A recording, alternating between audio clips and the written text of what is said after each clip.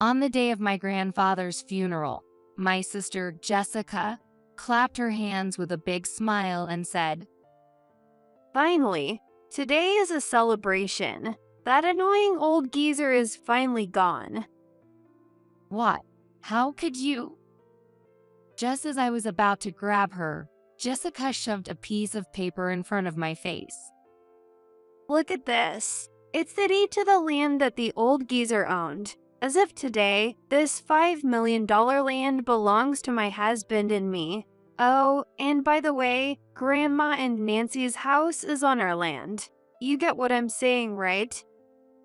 Jessica smiled eerily, then her expression turned cold. I'm telling you to move out. All I want is the $5 million land. I don't need a 90-year-old grandma or you. No way. What a face. No matter how much you scream, the facts won't change. My future is bright and rosy now. As I trembled with anger, Grandma gently placed her hand on my shoulder. Nancy, it's okay. Let's give up the house. "Grandma?" Jessica grinned with a nasty smile at Grandma's words. That's right. You bugs who can't do anything should disappear from my life quickly. She laughed loudly and laughed with a satisfied look on her face. As I stood there in shock, Grandma smiled calmly, just as she always did. "Grandma, are you really okay with this?" But the moment our eyes met, I realized that her smile was different from usual, and I felt a chill run down my spine. Yes, it's fine, because those two are already finished. My name is Nancy. I still live with my family, even now that I'm an adult and married. I live with my husband, David, my grandfather, and my grandmother. I lost my parents in an accident when I was young, and my grandparents raised me. My grandparents, who raised me, had grown older, and even though they are still relatively young, it would probably be more convenient for them to live together. More than anything, I wanted to give back a little for all they've done for me and help make their lives a bit easier, so I chose to live with them. I take care of all the household chores and look after my grandparents, even though both my husband and I work full-time. The deal was that I would cover the living expenses, and David reluctantly agreed to live with us. Whenever we got bonuses, we would go on trips with my grandparents. When we went out to eat or travel with my grandparents, David rarely joined us, so it was usually just the three of us. Even though I thought he should spend more time with us since we were married, I figured he was already making an effort by living with us, so I didn't say anything and let him do as he pleased. I thought things were going well. I was happy. But this happy life was about to crumble so easily. That day, as usual, David didn't join us when we went out to eat with my grandparents and did some shopping at the mall. On our way home, I hurriedly bought some small gifts for David, who was waiting alone at home, and when we got back, I saw a familiar car parked in front of the house.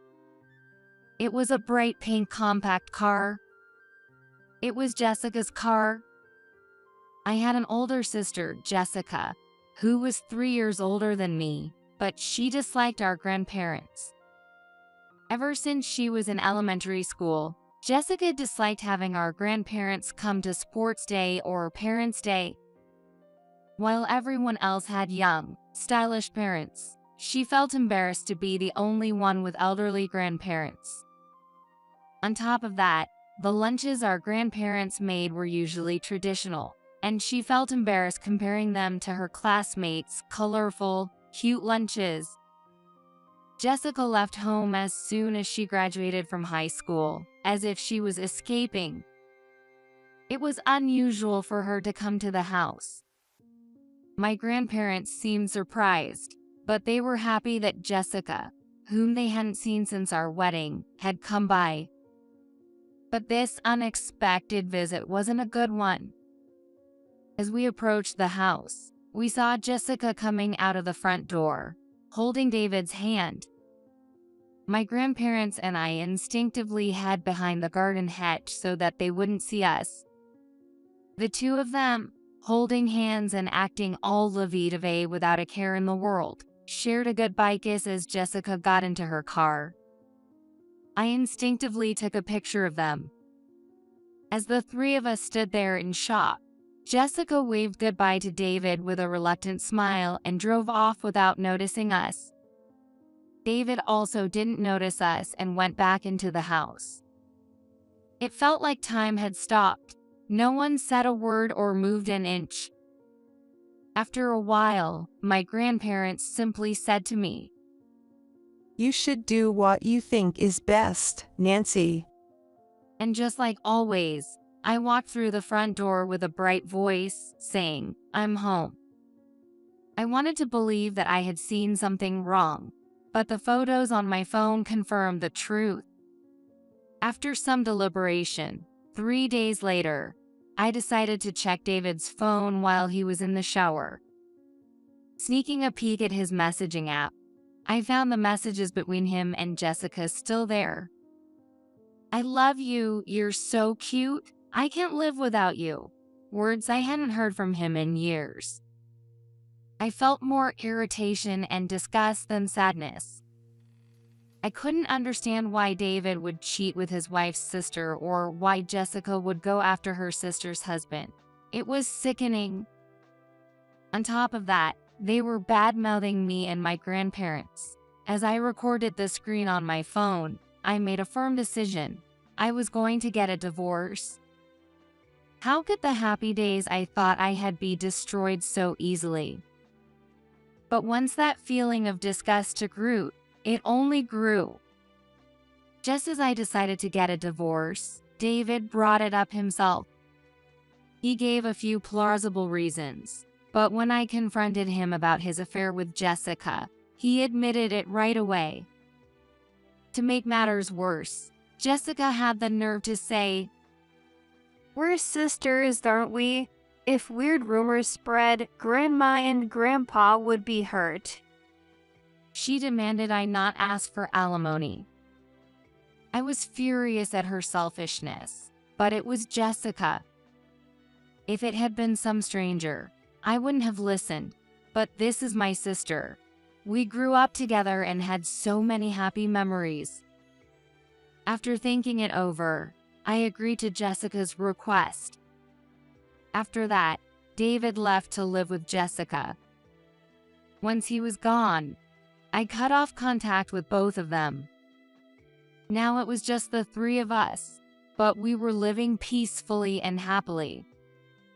I was beginning to heal from the pain of my divorce from David. 2 years after David left, my grandfather passed away. He suddenly collapsed at home and never recovered. My grandmother and I were heartbroken, unable to prepare for such a sudden loss. But we pulled ourselves together, with the help of our neighbors, to hold a funeral. My grandfather was well known, having served as the Homeowners Association president, and many people came to mourn his passing and offer their support. I had contacted Jessica and David, but they showed no intention of helping with the funeral. However, I was too overwhelmed to pay attention to Jessica and David, so I didn't even know if they attended the funeral. After we somehow managed to get through the funeral, as we were taking a breather, 2 familiar faces approached us.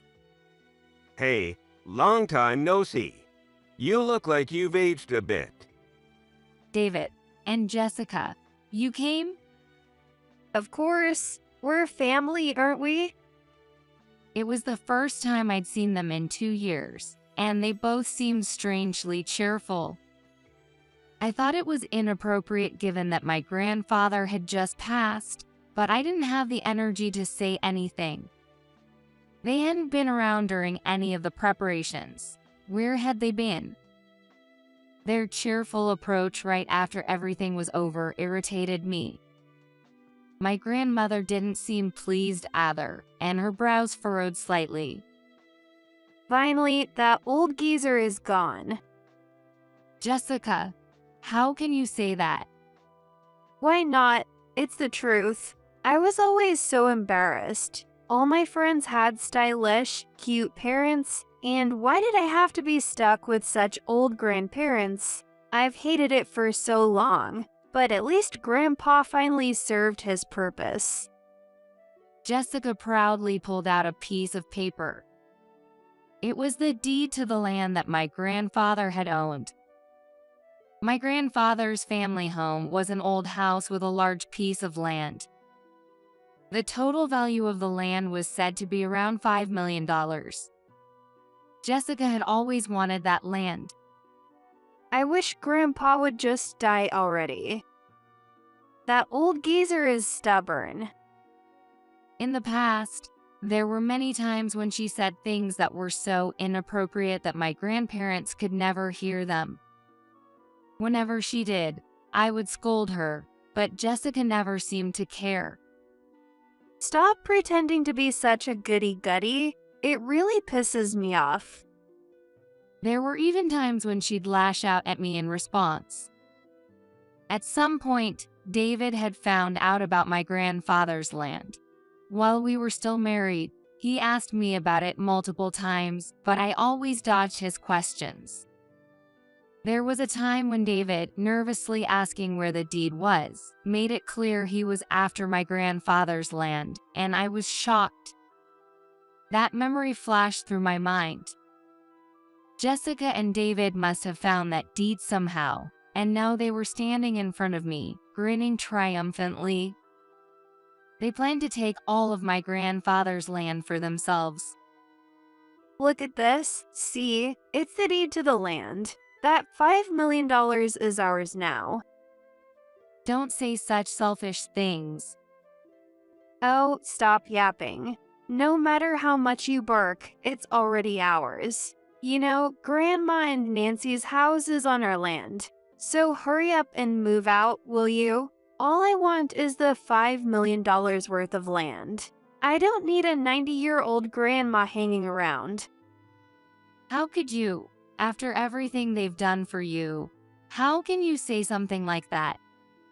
You're still the same, aren't you? I've always hated how you pretend to be the perfect little goody-goody, Nancy. But now you can say whatever you want. It doesn't bother me one bit because I've taken your husband and your house. I was left speechless by Jessica's words.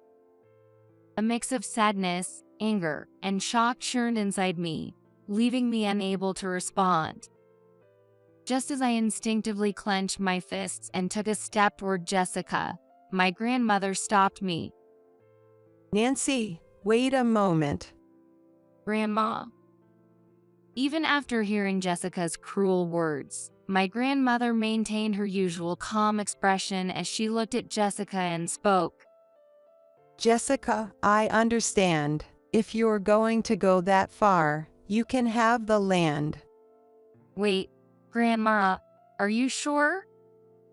Yes, it's fine. If she wants it that badly, let her have it. We can find another place to live. But in exchange, you must give up any other inheritance. With $5 million worth of land, I'm sure you won't mind if Nancy and I keep the rest. Fine by me. There's probably nothing valuable in the rest of the inheritance anyway. So, Grandpa's land is ours now. Once you get that, hurry up and move out. I'm being generous, so I'll give you a month. Use that time to find another rundown shack to live in. With that, Jessica turned her back on us, looking pleased with herself. David, trailing behind her, had a smug grin on his face as well. We're rich now. I overheard him telling Jessica.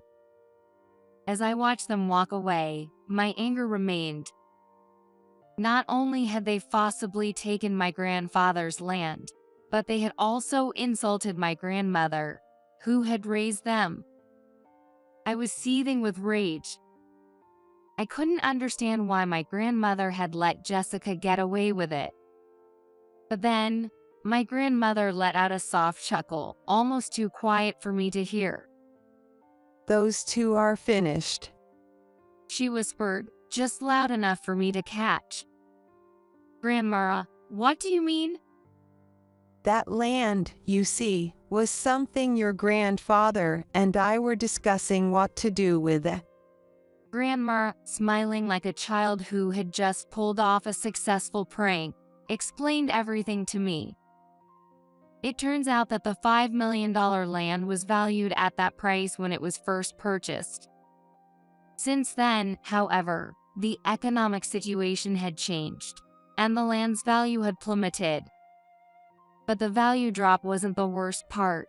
Industrial waste had been illegally dumped on the property. With the waste there, no one would want to live on or buy the land. The company responsible for the dumping had gone bankrupt, and when we consulted the local authorities, they said there was no immediate danger to the surrounding residents, so they didn't take any action. In the end, we were left to handle the cleanup ourselves, which would cost a fortune. And even if we did clean it up, the land's reputation was ruined, so it would be nearly impossible to find a buyer. To make matters worse, because of the land's size, the taxes were enormous.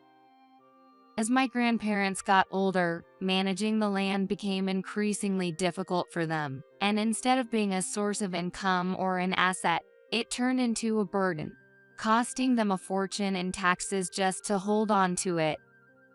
My grandmother had been struggling with what to do after my grandfather passed away. At that time, Jessica had asked to see the deed to the land. With everything going on with the funeral, I hadn't even realized Jessica had come over. My grandmother, sensing Jessica's intentions, had played along, pretending to be fooled and showing her the deed. Jessica, who looked pleased as she checked the deed, did exactly what Grandma had suspected. She stole the deed while we were away. Despite all the love my grandmother had poured into Jessica, she had only ever received cruelty in return. It wasn't that she expected anything in return for her love, but dealing with constant verbal abuse had worn her down.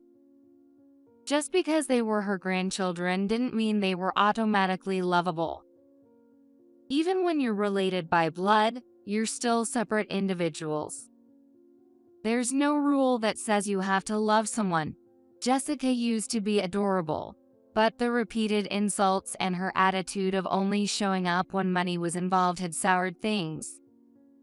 Apparently, Jessica had come by multiple times when I wasn't around, begging my grandparents for money. And on top of that, she even had an affair with David. I've been patient all this time, but maybe it's time for them to face the consequences. Grandma said, her smile not reaching her eyes as she looked at me. I had never seen her like this before. Later on, Jessica and David inherited the land without any issues, but they were shocked to find out that the land they had counted on had no buyers or renters at all. For a while, they kept calling me and Grandma repeatedly. I listened to their voicemails. No one wants land with garbage buried on it. What's the point of owning this? It's useless. How could you do this to us? We're family. This isn't what we agreed on. You said the land would be valuable. Hand over the inheritance money as alimony. Their voices were full of anger, but both Grandma and I ignored them. Jessica and David didn't know about the taxes, and when they received the notice of the enormous tax bill, they panicked. David, who thought he'd be getting a lot of money, had remarried Jessica, but now the land wasn't generating any income, and they had to pay way more in taxes than they expected. He started pressuring Jessica for a divorce, claiming this wasn't what he signed up for, and their relationship became increasingly strained. After countless unanswered calls to me and Grandma, Jessica finally ambushed Grandma at the grocery store she frequented and tearfully pleaded with her. I can't pay this kind of money. Grandma, what am I supposed to do? Fortunately, a neighbor who saw the altercation stepped in and held Jessica back while another called the police, preventing the situation from escalating further.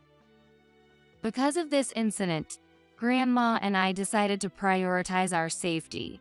Using the money my grandfather had left us, we built a house far away from Jessica and David. The new house is smaller than our old one, but it's just the right size for the two of us. The location is convenient, and our neighbors are all wonderful people. I'm still living happily and enjoying life with my beloved grandma.